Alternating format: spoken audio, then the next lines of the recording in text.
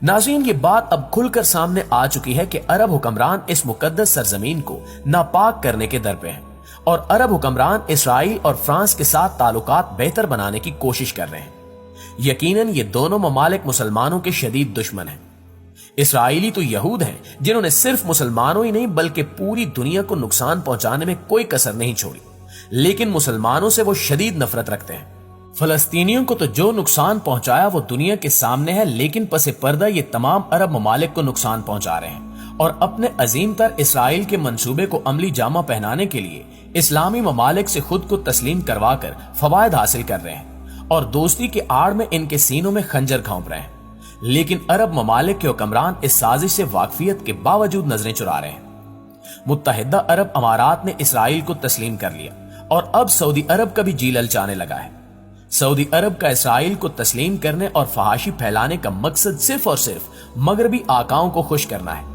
इसके सिवा और कोई वजह नहीं हो सकती, क्योंकि अगर इसका ताल्लुक मुआशी तरक्की के साथ हो तो हम मुशाहिदा करते हैं कि कई ममालिक ऐसे हैं जिन्होंने रोज़े अव्वल से इसराइल को तस्लीम कर रखा है और इसके साथ इनके गहरे रवाबित भी हैं, लेकिन वहां फहाशी पर भी कोई खास रोकथाम नहीं है। सिनेमाज भी काफी कदीम है, फिल्में भी बनती हैं, लेकिन वो तरक्की में दुनिया से बहुत पीछे हैं।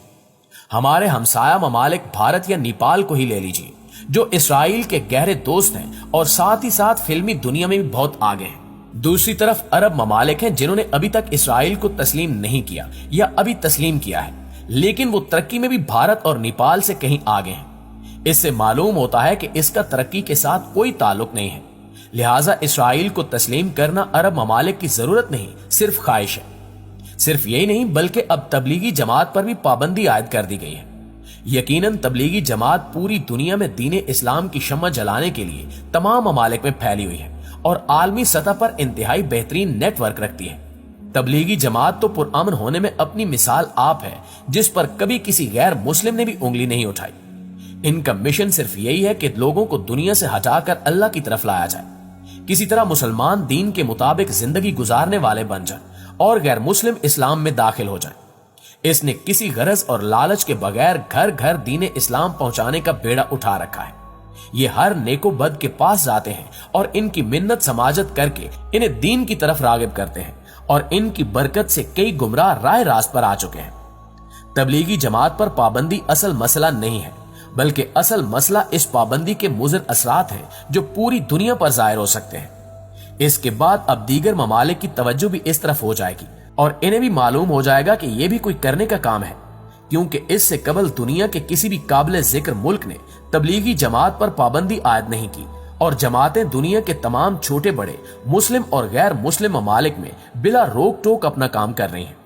आज तक किसी ने जमात पर दहशतगर्दी का इल्जाम नहीं लगाया, लेकिन अब इस्लाम दुश्मन ममालिक जब देखेंगे कि सऊदी अरब जैसे इस्लाम के मरकजी मुल्क ने तबलीगी जमात पर पाबंदी आयद कर दी है, तो इनके लिए ये एक मिसाल बन जाएगी और जमात पर पाबंदी आयद करना आसान हो जाएगा। यूं दुनिया की सबसे मुखलिस और सूदमंद दीनी जमात के लिए दुनिया में दीन की इशाअत में मुश्किलात पेश आएंगी, जिनकी जिम्मेदारी एक इस्लामी हुकूमत पर होगी। बेशक ये दुनिया में दजाली फितने हैं जिन्हें मुसलमान हुकूमतों के जरिए दुनिया पर मुसल्लत करने की कोशिशें की जा रही हैं। लिहाजा अरब हुक्मरानों को होश के नाखून लेने चाहिए और यहूदो नसारा की मोहब्बत में इतने अंधे नहीं हो जाना चाहिए कि खुद अपने ही हाथों इस्लाम और मुसलमानों को नुकसान पहुंचाने में पहल करने लगे और यहूदो नसारा को इस्लाम के खिलाफ इकदामात के लिए आसान रास्ता फ्राहम करें। ये इकदामात दुनिया भर के मुसलमानों में तशवीश पैदा कर रहे हैं और उम्मत मुस्लिमा सऊदी अरब और दीगर अरब हुक्मरानों के इकदामात के खिलाफ सरापे एहतिजाज है। सऊदी अरब को बिलखसूस चाहिए कि मुसलमानों के जज्बात का ख्याल रखे और अपनी मरकजी हैसियत को बरकरार रखते हुए ऐसे इकदामात से गुरेज करे।